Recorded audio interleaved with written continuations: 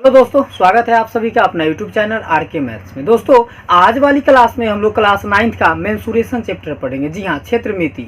तो सबसे पहले हम लोग जान लेते हैं जो व्हाट इज मेंसुरेशन। क्षेत्रमिति क्या है, समय कम लगे इसलिए मैं डिफिनेशन बोर्ड पे सबका लिख दिया हूँ।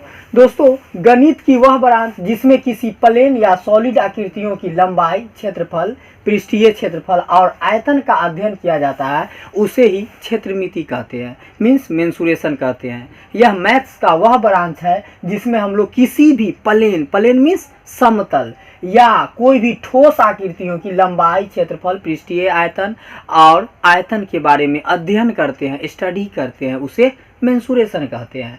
अब लंबाई या चौड़ाई मापने का मात्रक क्या होता है, तो हम लोग लंबाई, लेंथ या चौड़ाई जो मापते हैं, ब्रेथ, वह मीटर या सेंटीमीटर में मापते हैं। किसी समतल आकृति के क्षेत्रफल को वर्ग मीटर या वर्ग सेंटीमीटर में ही लिखा जाए। जी हाँ दोस्तों, अगर कोई भी चीज़ का आप क्षेत्रफल निकालते हैं, बेलन का क्षेत्रफल, वृत्त का क्षेत्रफल, शंकु का क्षेत्रफल, तो वो हमेशा वर्ग मीटर या वर्ग सेंटीमीटर में आता है। सेंटीमीटर स्क्वायर या मीटर स्क्वायर, किलोमीटर स्क्वायर ऐसे लिखना होगा।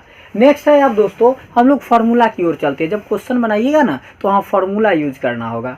तो त्रिभुज का क्षेत्रफल क्या होता है, तो त्रिभुज का क्षेत्रफल क्या होता है, 1/2 गुने आधार गुने संगत शीर्षलंब। संगत शीर्षलंब को ही हम लोग ऊंचाई भी बोलते हैं, मीन्स हाइट। नेक्स्ट है त्रिभुज का परिमाप, पेरीमीटर ऑफ ट्रायंगल, वो क्या होता है, तो त्रिभुज के तीनों भुजाओं का योग। अगर कोई त्रिभुज का आपसे परिमाप पूछे, मान लीजिए ये त्रिभुज है ABC, ये भुजा A है, ये B है और ये C है, तो इसका परिमाप क्या हो जाएगा, परिमाप S बराबर परिमाप P बराबर तो A + B + C, मतलब तीनों भुजाओं का योग। सभी भुजा को आपस में जोड़ देंगे, वो क्या कहलाएगा, परिमाप कहलाएगा, मीन्स पेरीमीटर कहलाएगा।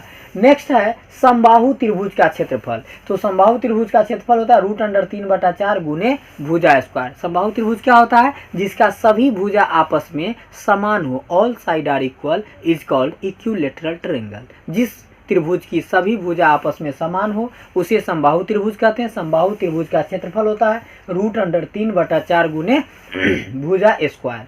नेक्स्ट है समबाहु त्रिभुज का शीर्ष लंब अगर निकालना हो, ऊंचाई निकालना हो, तो √3/2 गुने 1 भुजा होता है।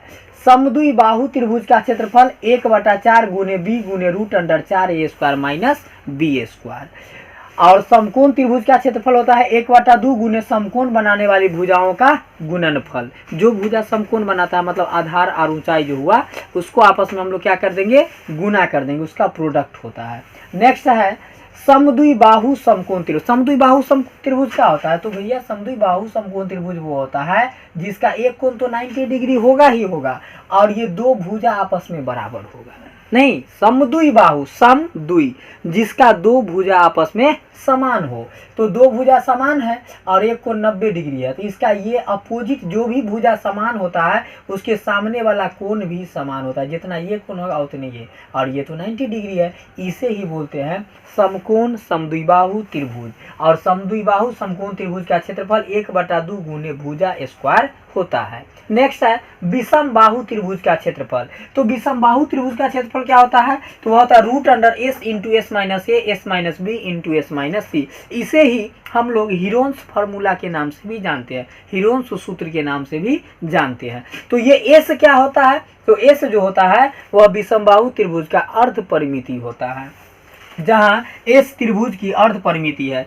S बराबर फार्मूला होता है A + B + C/2, मतलब तीनों भुजाओं को जोड़ देंगे तो वो तो पेरीमीटर हो जाएगा, परिमिति, और बाई में अगर 2 से डिवाइड दे देंगे तो क्या बन जाएगा, सेमी पेरीमीटर बन जाएगा, जहाँ A तथा B तथा C त्रिभुज की भुजा है। अब देखिए ये जो मैं बताया आपको, त्रिभुज कैसा, विषम बाहु। विषम बाहु कौन होता है, जिसका तीनों में से कोई भी भुजा बराबर नहीं हो। जैसे मान लीजिए एक ये त्रिभुज बना है, इसका कोई भुजा बराबर नहीं ना है, ABC, ये मान लीजिए भुजा A है, ये B है, ये C है, तो इसका पेरीमीटर क्या होगा, A + B + C, और सेमी पेरीमीटर तो बाई में 2 से भाग। सेमी मतलब क्या होता है, आधा, आधा मतलब हाफ, 2 से भाग देना। जैसे 4 है तो 4 का आधा 2, 2 दूनी 4, 6 का आधा 3, 2 से भाग दिए। वैसे ही सेमी पेरीमीटर, तो A + B + C तीनों भुजाओं का योग पेरीमीटर, और 2 से भाग दे दिए तो क्या हो गया, सेमी पेरीमीटर।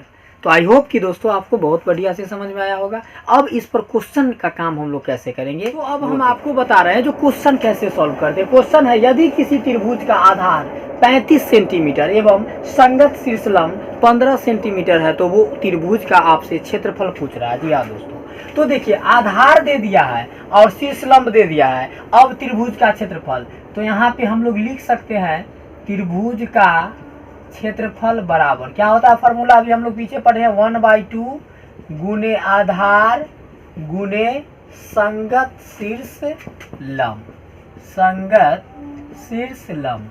तो 1/2 गुने आधार आपको कितना दे दिया है 35 गुने शीर्ष लंब 15।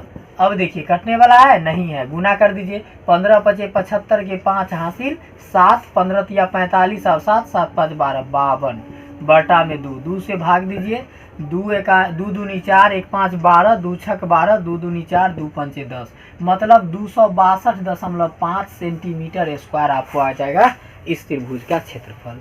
समझ में आया? देखते हैं ये वाली क्वेश्चन है, एक समबाहु त्रिभुज का क्षेत्रफल ज्ञात करें जिसकी एक भुजा की लंबाई 24 सेंटीमीटर है। दोस्तों इसके लिए सबसे पहले आपको पता होना चाहिए समबाहु त्रिभुज किसे कहते हैं। तो जिस त्रिभुज की सभी भुजा आपस में समान होता है उसे ही समबाहु त्रिभुज कहते हैं।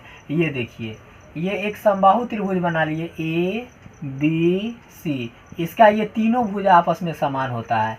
एक भुजा की लंबाई 24 सेंटीमीटर, इसका मतलब ये भी 24 होगा और ये भी 24 ही होगा। तो इसका आपसे पूछ रहा है क्षेत्रफल।